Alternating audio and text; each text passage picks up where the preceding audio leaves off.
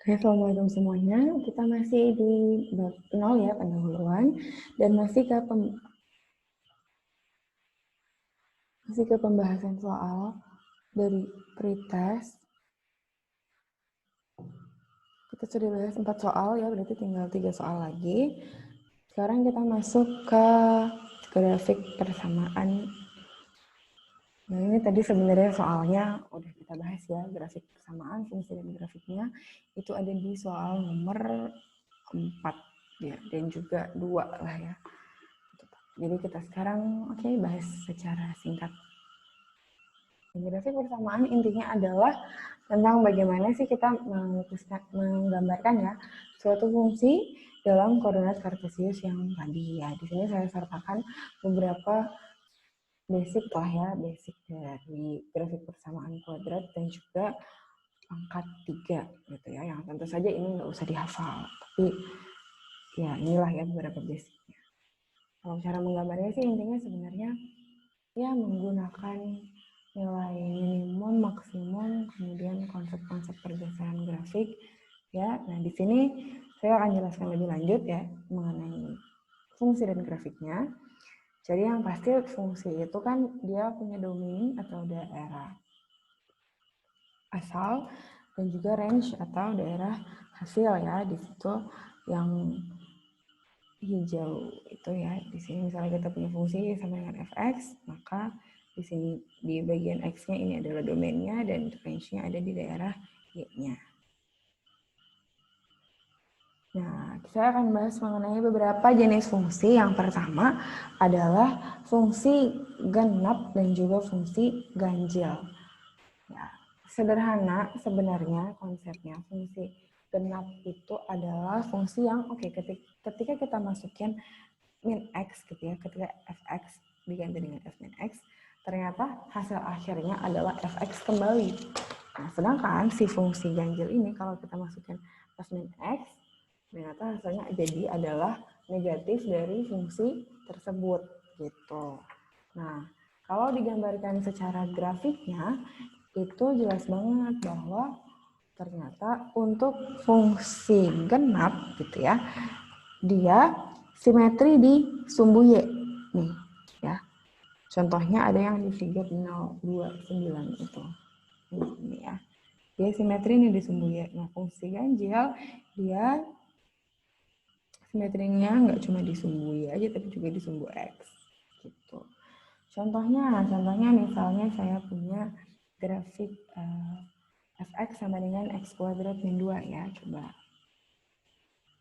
fx adalah x kuadrat min 2.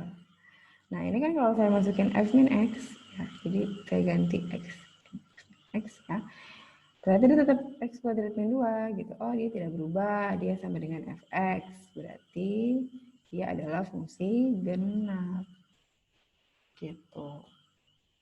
Contohnya kalau fungsi ganjil, contohnya apa? Fungsi ganjil ya biasanya sih yang pangkatnya 3 ya. Misalnya gx gitu, sama dengan ya x pangkat 3 min 2x gitu ya. Nah, kalau saya ganti dia dengan min x, dia kan akan jadi min x pangkat 3 plus 2x. Oh, yang ternyata ini adalah negatif dari fungsi gx. Udah ya, berarti dia adalah fungsi ganjil. Ya, seperti itu ya. Oke, next. Kita punya yang namanya fungsi nilai mutlak. Oke, fungsi nilai mutlak. Ini juga udah sempat dibahas ya. Intinya ini adalah penggambaran dari si nilai mutlak tadi ya. Bahwa si nilai mutlak ini akan menjadi positif, selalu positif gitu ya. Nah, di sini sehingga grafiknya juga positif terus ya. Di kanan dan kiri dia y-nya selalu di kuadran yang sebelah sini. Oke, selanjutnya kita punya fungsi bilangan bulat terbesar gitu ya.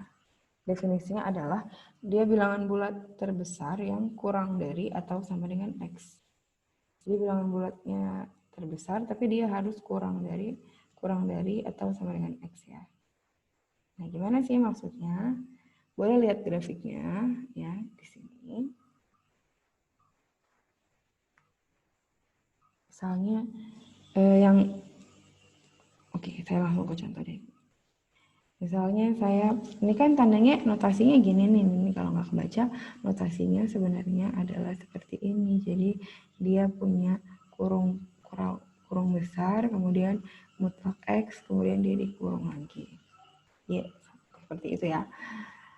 Nah, jadi oke, saya kasih contoh. Misalnya saya punya 3,1 ya, saya masukin ke dalam fungsi tersebut 3,1. Nah, ini dia akan menjadi berapa sih nilainya? Nah, dia kan mintanya bilangan bulat terbesar yang kurang dari atau sama dengan X. Berarti dia harus bilangan bulat ya, satu, dia nggak boleh koma-koma, karena di sini dia menekankan dia harus bilangan bulat. Nah, tapi dia maunya kurang dari atau sama dengan X. Gitu. Jadi, kalau dia 3,1, dia harus lebih kecil daripada 3,1. Nah, tapi kita harus ambil bilangan bulat yang terdekat. Jadi, nggak boleh ambil satu. Kalau kita punya pilihan bilangan bulat 1, 2, 3, kita pilihnya apa? Kita pilihnya 3 ya, karena dia bilangan bulat terbesar yang paling dekat sama 3,1. Gitu. Tapi ya, tadi dia harus kurang dari 3,1, nggak boleh kita deketin ke 4 gitu. Jadi dia akan jadi 3. Nah, begitupun kalau kita punya 3,9 gitu ya. Bilangan bulat terdekatnya sih 4 gitu ya. Tapi kan kita maunya dia maunya kurang dari gitu, di sini tuh dia maunya kurang dari. Ya berarti tetaplah 3,9 pun jadinya 3. Gitu. Ya.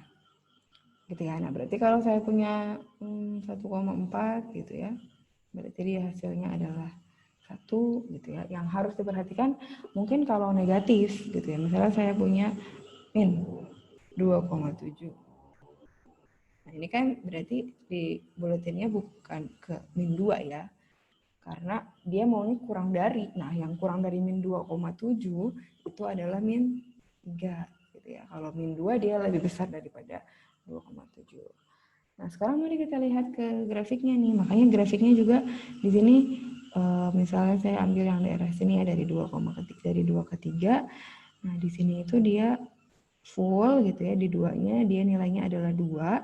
Ketika 2,1 dan seterusnya di sini gitu dia biru tapi ditariknya ke 2 gitu, karena nilai X yang ada di sini nilainya sebenarnya adalah 2, makanya dia semua membentuk garis lurus ke 2. Nah, pas di 3 di sini dia loncat, karena di 3 ini dia nilainya bukan 2 ya, jadi makanya dia buletan tapi kosong gitu, nggak ada isinya. Di 3 dia nilainya berapa? Nah, di 3 dia nilainya ya 3 gitu. Di sini langsung buletan. Makanya grafiknya seperti ini gitu ya, karena memang dia loncat-loncat nilainya dan semuanya berfokus ke bilangan-bilangan bulat aja sebenarnya gitu. Gitu ya, ini adalah fungsi bilangan bulat terbesar. Mudah-mudahan bisa dimengerti. Oke, next kita punya fungsi trigonometri. Trigonometri yang intinya dia adalah fungsi dasarnya adalah sin X dan cos X ya. Dimana di sini kita punya dasarnya sin X dan cos X ini periodenya adalah 2pi ya, satu periodenya 2pi, dan amplitudenya pada dasarnya adalah 1 ya. Jadi dasarnya banget amplitudenya 1, periodenya adalah 2pi. Nah, perihal penggambaran grafiknya dan perubahan itu akan sangat tergantung pada perubahan periodenya nanti gitu ya. Kita boleh masuklah ke contoh ya, fungsi trigonometri. Contoh grafik dari trigonometri. Nah, contohnya ini ada di soalnya ini ada di nomor 7 ya, nomor terakhir. Tentukan periode dan amplitude dari ketiga cos 2t lalu gambarkan grafiknya ya. Jadi kita langsung ke nomor 7 aja nih. Kita bahas nomor 7. 3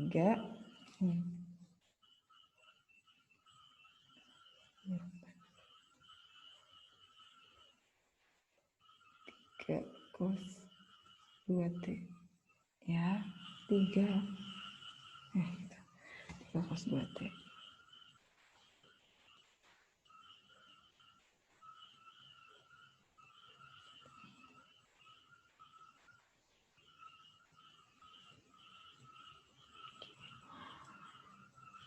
Nah, tadi kan selalu kita ingat bahwa pada dasarnya periodenya adalah 2pi ya, tapi itu kan untuk Y sama dengan cos X gitu ya, Y sama dengan cos X.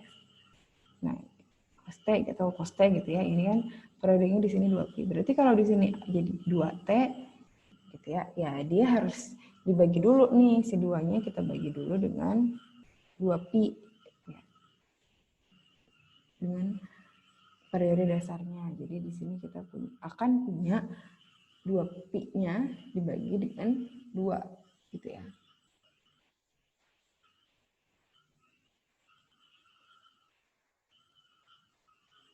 Ketemulah pi. Nah, ini adalah periodenya ya. Berarti dia membuat satu lingkaran penuh cos ketika I. Nah, amplitudenya ini ya. Amplitudenya. Jadi kalau disuruh gambar grafik, berarti kita akan punya di sini Y, di sini X, di sini T lah ya. Waktunya. Ini pi. Ya, nah di sini 3. Di sini 3. Nah, dia akan bentuk seperti ini ya. Satu lingkaran dari cos. Kita coba contoh lain. Misalnya apa? Oke, sin 2 pi T. Sini ya sekarang.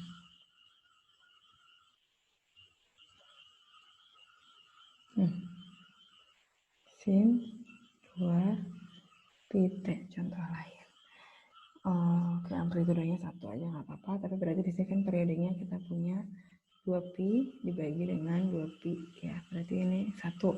Ya, ini adalah periodenya. Berarti kalau saya mau gambar, ini T, ini Y, ya. Periodenya 1. Nih, kalau misalnya saya gambar 1, 2 gitu ya. Amplitudenya 1. Udah deh dia membentuk grafik-grafik sinus gitu ya. Di sini. Ya, jadi intinya kalau trigonometri sih selama kita paham konsep dasar dari amplitude sama periode, kita bisa gambar grafiknya gitu ya. Oke, kemudian setelah itu kita punya pergeseran grafik nih ya. Jadi setelah kita belajar menggambar grafiknya, tadi ya grafik fungsi. Nah, ini kan dia akan bisa bergeser gitu ya. Nah, dimana ini sebenarnya cukup kita pahami konsepnya ya. Gambar ini sih nggak perlu dihafalin. Nah, jadi yang di sini ini original grafiknya misalnya. Kemudian, oh ternyata domainnya ini bergeser. Ya, berarti dia akan bergeser di sumbu X ya jelas. Gitu. Jadi kalau dia negatif, oke dia geser ke kanan. Nah, kemudian kalau ini yang berubah kan adalah di nilainya ya.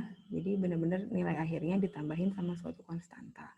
Berarti yang dia akan bergeser di sumbu Y ya. Kalau positif dia akan naik gitu ya. Kalau negatif dia akan turun. Nah, ini adalah kombinasi dari keduanya. Itu aja sih sebenarnya. Coba kita coba yang paling gampang deh ya.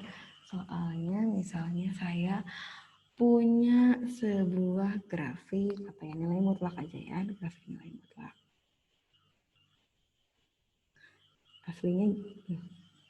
Aslinya adalah seperti ini loh. Sini aja. Adalah grafik seperti ini, nilai mutlak Oke. Y sama dengan mutlak X. Nanti kalian kalau bikin grafik yang bagus ya. Nah, misalnya, oke, saya akan ubah dia menjadi Y sama dengan mutlak X min 3. Ini kan berarti yang tadinya X-nya 0, Y-nya 0, sekarang X-nya harus 3 dulu ya, baru Y-nya menjadi 0. Jadi di sini. Oh, udah, tapi kan sisanya sama ya, intinya dia oke, ternyata dia geser ke kanan gitu ya, sebanyak 3 satuan. Tuh. Nah, kemudian lagi contohnya ya. Contohnya misalnya saya ubah jadi mutlak Y sama dengan mutlak X per 2 plus 2 gitu ya. Ya udah berarti karena nilainya berubah gitu ya. Di sini yang tadinya kalau X-nya 0, Y-nya 0 di sini Sekarang kalau X-nya 0, Y-nya jadi 2. Ya udah berarti dia sekarang mulainya di sini. Jadi gitu deh, sekarang jadi naik 2 satuan. Gitu sih ya intinya. Nanti kalau dikombinasikan ya misalnya jadi X mutlaknya jadi mutlak X min 3 plus 2 gitu ya. Udah berarti kan kombinasi dari keduanya aja di sini.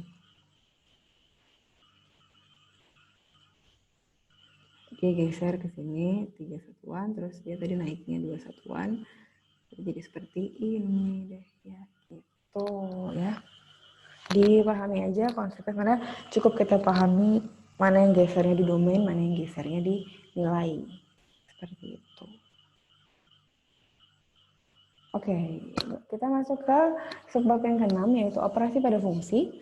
Di sini ya karena fungsi itu dia bisa diaritmatikan, bisa ditambahin, bisa dikurangin, bisa dikali, bisa dibagi. Kemudian ada yang namanya fungsi komposit ya, di mana dia adalah gabungan dari beberapa fungsi. Nah, ini masuk tadi ke soal yang di nomor berapa? Nomor 6 ya, nomor 6. Ya, saya punya Px ya.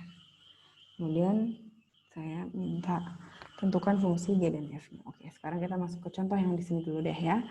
Setelah saya punya fx-nya adalah x kuadrat plus 3, gx-nya adalah akar x, berarti saya bisa menentukan FOG ya. FOG berarti ini yang A ya. Jawabannya adalah karena G-nya berarti G-nya yang masuk ke F ya. Berarti jadi X plus 3. Sedangkan kalau GOF berarti F-nya yang masuk ke G ya, karena F-nya di depan. Jadi akan menjadi akar X kuadrat plus 3 gitu ya.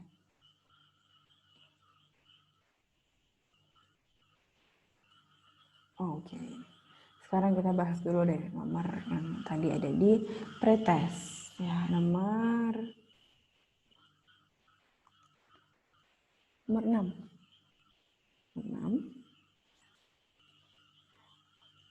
Jadi di sini Px adalah X plus 2 pangkat 5.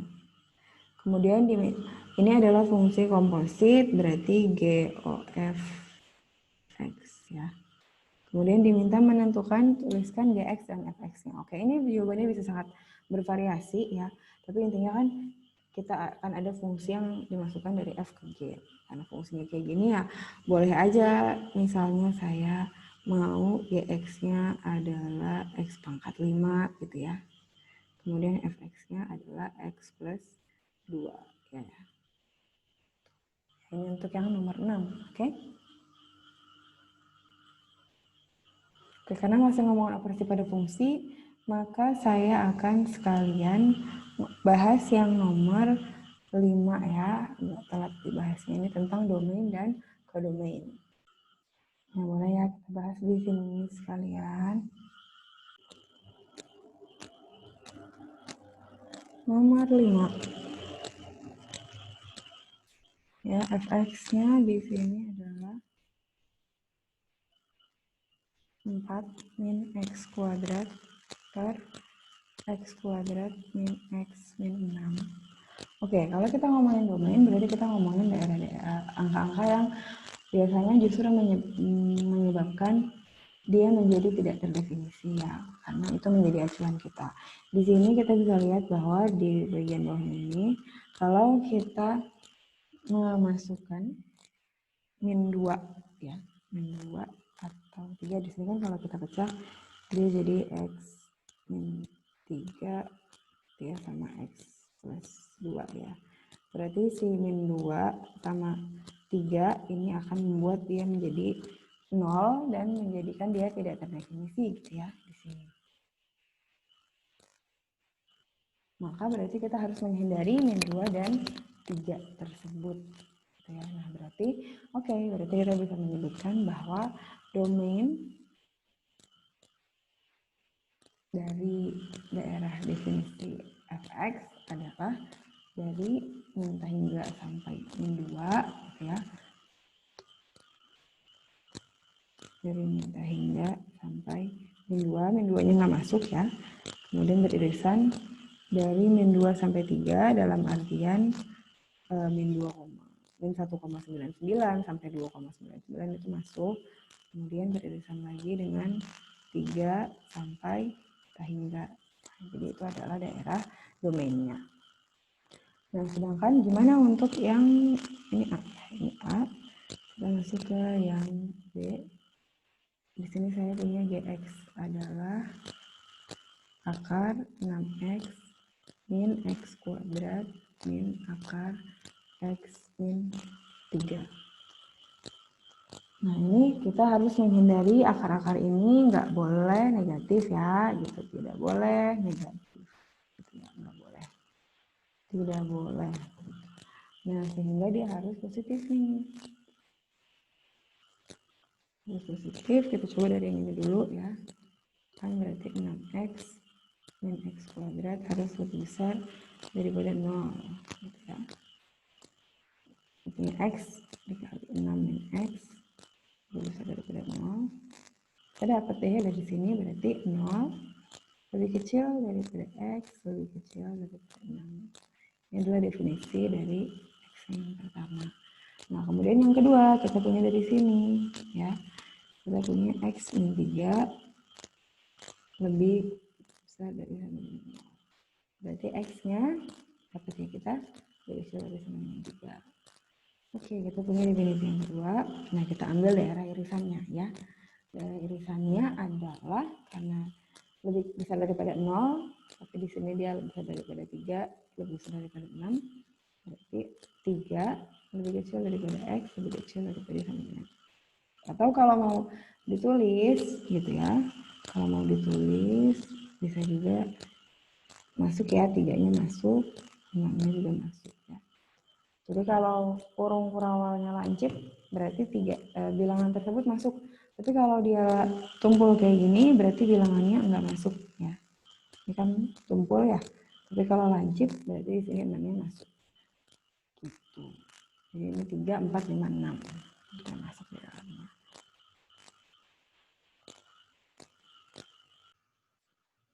Oke, yang terakhir, sebab terakhir adalah fungsi trigonometri. Ini saya nggak ngomong banyak sih, karena intinya fungsi trigonometri ini tadi kan mencakup ke cara kita menggambar fungsi trigonometri yang udah saya jelaskan. Sisanya ini adalah fungsi-fungsi yang saya harap teman-teman review lagi dan pelajari betul-betul konsepnya gitu ya, karena mungkin juga saya jelasin dari awal ya, ini kan seperti yang saya bilang, bab 0 ini tuh banyak sebenarnya review dari SMA aja gitu. Nah, jadi ini adalah, saya tekankan lagi, ini akan sangat berguna banget di dalam kalkulus 1 nih. Dari mulai identitas dasar gitu ya di sini. Ya, bagaimana kalau suatu fungsi trigonometri kita ganti dengan negatifnya. Kemudian identitas Pitagoras ya. Kemudian untuk sudut-sudut yang 2x, penjumlahan gitu ya, bagaimana kalau dia dikurangi dengan per 2 ya, ini juga penting. Sebenarnya penting sih, semuanya penting karena kedepannya kita akan banyak banget bermain dengan fungsi-fungsi trigonometri gitu. Jadi saya harap teman-teman menguasai betul materi fungsi trigonometri ini ya, penjumlahan, pengurangan, sin cos ya, perkalian dan sebagainya ya. Oke, jadi sampai di sini bab 0 ya. Mudah-mudahan bisa dimengerti, juga contoh soal dari pretestnya mudah-mudahan bisa memberikan gambaran konkret ya, contoh soal-soalnya akan seperti apa. Ya, untuk minggu depan saya akan berikan soal bab 0 yang harus segera dikumpulkan ya. Soal selanjutnya akan saya sampaikan di WhatsApp grup dan juga melalui Mas. Ya, mudah-mudahan bisa dimengerti. Untuk kurang-kurangnya saya mohon maaf. Mudah-mudahan ilmunya bermanfaat. Terima kasih. Assalamualaikum warahmatullahi wabarakatuh.